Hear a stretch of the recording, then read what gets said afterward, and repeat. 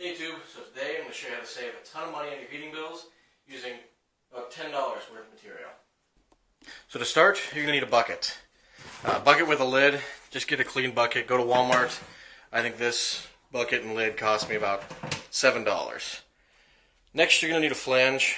This is a toilet flange. You really get any flange with a flat mounting face and a 3 or 4 inch hole, depending on your dryer vent size. You're going to have to go measure your vent first and then get whatever flange matches that. Then you're going to need some bolts and nuts. You get some washers too, just to hold this to the lid. It doesn't have to be bulletproof. You don't need huge bolts. These are 1/4 inch bolts, fine thread. That'll be plenty. Next, you're going to need a spade bit. This is a 3/4. Really get any size, it doesn't matter. You're just going to be drilling holes in the plastic, so the bigger the better, but probably anything less than 2 inches is good. Next, we have this hole saw. You're going to need something that can cut 4 inch hole for your flange in the lid of this bucket.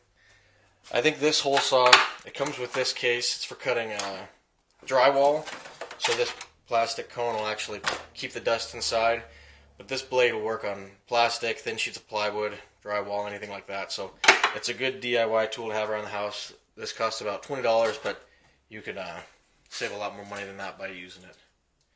And then finally, you're going to need a drill. Okay, so let's start. You're going to want to cut it the size of this flange. You're going to want to make sure you stay smaller. If you cut bigger than these holes, you're not going to have anything to bolt to. So you want to make sure you get this is set up to about the same size. Could go a little bigger, but this will be fine for what we're doing.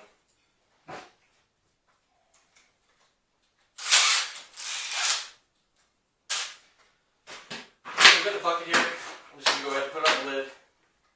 Just secure it to the bucket, and then it doesn't have to be perfect. Most of these have some sort of knob or something in the center from the blow molding, so just go ahead and cut through it. Pretty easy. So now we're just going to get the flange mounted to the top of the bucket. I'm using 1/4 inch bolts, so I think this is a 19/64 drill bit. Go ahead and put the flange wherever you want it, center it up. Then drill through there, drop your first bolt in. And just make sure you stay close to centered, and then you can just drill the next one out, drop your next bolt in. That way you know everything stays aligned. You don't have to do any marking. Takes all the guesswork out of it.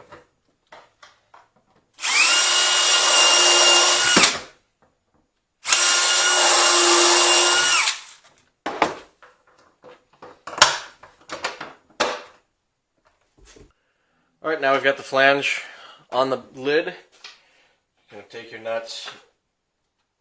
And there's not going to be any real force on these nuts, so finger tight's good enough, or you could tighten them down. There's no use in going crazy tightening these. Just going to risk breaking something. This is a plastic flange, so it's not going to hold much torque if you...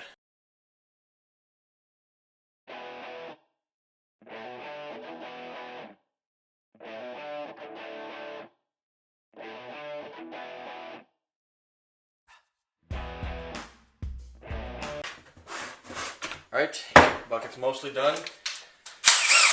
Now, we're just going to drill use a spade bit. So you have a 3 inch inlet, so you want to make sure you don't have any restrictions coming out. So you want to drill plenty of holes. You could get like a 1.5 inch spade bit, that'd probably be best, but just drill as many holes as you could fit on here.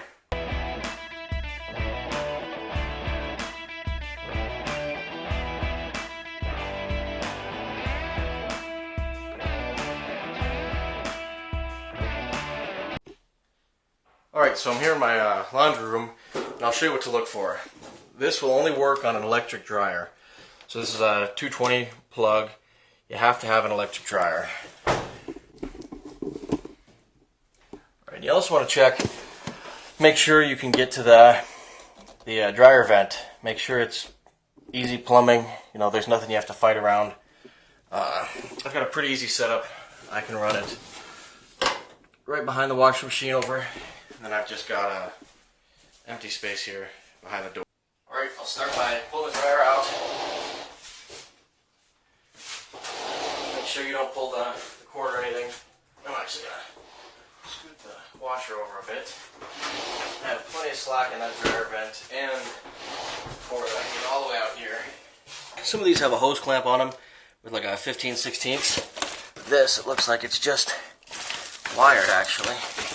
Pull this off. And they just actually wired the vent on, so we'll have to get a clamp for that. Alright, so here I have just some shop rags.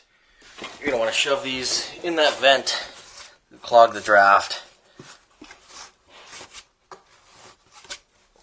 Just fit as much as you can in there, and then always leave the last one hanging out like this. Obvious. So then when you go to hook this up again in the summer, you know that there's stuff jammed in there. Alright, now I'm going to route the dryer vent behind the washer.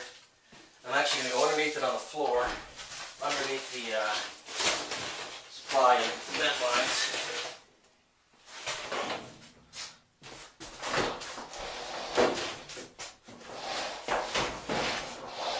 When you're going back with this, you want to make sure that you don't pinch or kink that line in any way. You have good flow out of your dryer.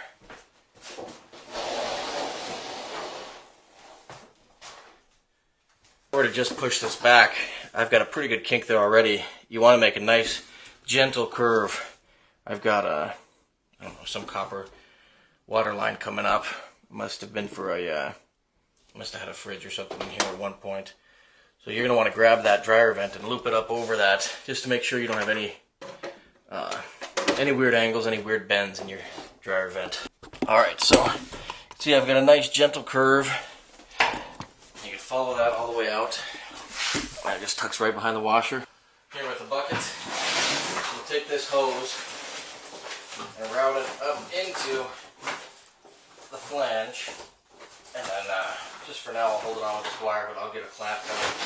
You want to watch, make sure you still have a nice gentle curve with your dryer vent. You don't want to take any sharp angles or twist it anyway. Alright, so for the final step, you're going to put some water at the bottom of this. So you're going to need to fill some water in here. This will catch lint and also help humidify the air.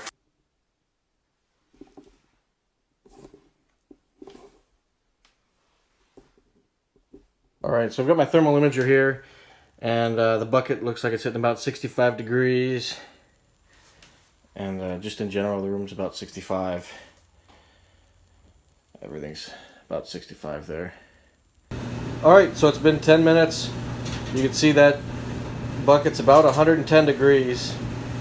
Nice and warm in here. It's pushing out nice, warm, humid air, so definitely heating the room.